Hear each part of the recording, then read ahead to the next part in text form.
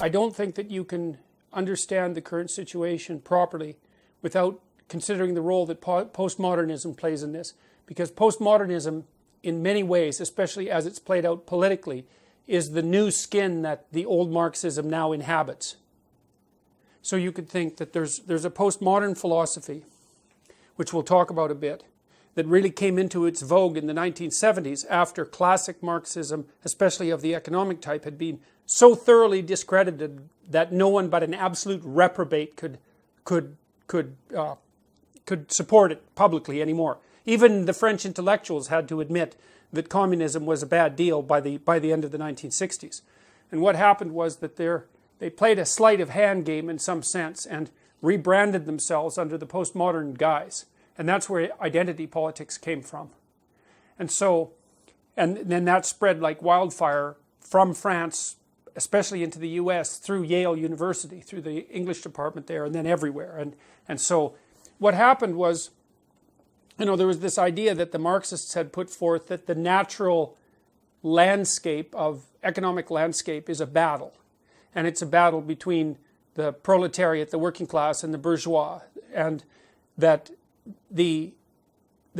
economic systems were doomed to continue to enslave people and to keep them poor and downtrodden unless there was a radical economic transformation that was predicated on something more like equity policy.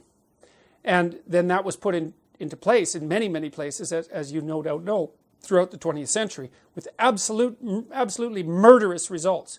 It was the most destructive economic and political doctrine, I think, that has ever been invented by mankind, and that includes National Socialism, because the absolute magnitude of the havoc wreaked by the communist systems exceeded that wreaked by Hitler. And that's, Hitler didn't have quite as long a time to pull his stunts off quite as effectively, but it was a catastrophic system. And one of the things that's quite interesting is that the full breadth of that catastrophe is not something that students are well taught in our current educational system, which has always made me very suspicious. For example, the students I teach usually know nothing at all about what happened in the Soviet Union under Stalin between, say, Stalin and Lenin between 1919 and 1959. They have no idea that tens of millions of people were killed and far more tortured and brutalized by that particular regime, to say nothing of Mao. So look, what happened was that by the end of the 1960s, the evidence that communism was a catastrophic failure was so overwhelming that even the French intellectuals, and we'll return to them later, because the French have a very long-lasting and powerful public intellectual tradition, and so intellectuals there are very influential.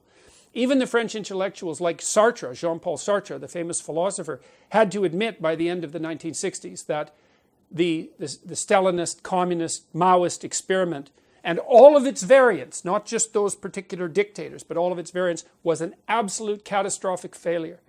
And then what happened was the postmodernists came onto the scene, and they were all Marxists. But they couldn't be Marxists anymore, because you couldn't be a Marxist and claim that you were a human being by the end of the 1960s.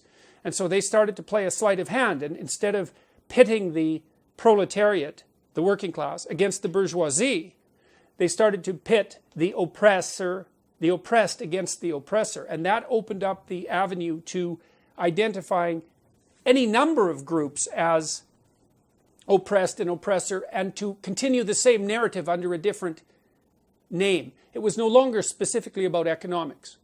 It was about power. And everything to the postmodernists is about power. And that's actually why they're so dangerous, because if you're engaged in a discussion with someone who believes in nothing but power, all they are motivated to do is to accrue all the power to them. Because what else is there? There's no logic, there's no investigation, there's no negotiation, there's no dialogue, there's no discussion, there's no meeting of minds and consensus. There's power. And so since the 1970s, under the guise of postmodernism, we've seen the rapid expansion of identity politics throughout the universities. It's come to dominate all of the humanities, which are dead as far as I can tell, and a huge proportion of the social sciences. And we've been publicly funding extremely radical postmodern leftist thinkers who are hell-bent on demolishing the fundamental substructure of Western civilization. And that's no paranoid delusion. That's their self-admitted goal.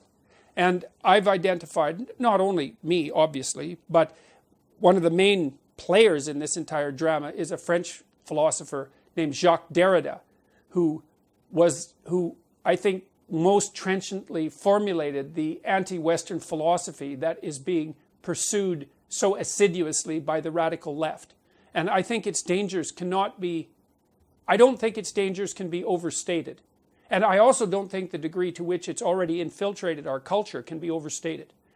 I mean, the people who hold this doctrine, this radical postmodern communitarian doctrine that makes racial identity or sexual identity or gender identity or some kind of group identity paramount, they've got control over most low to mid-level bureaucratic structures.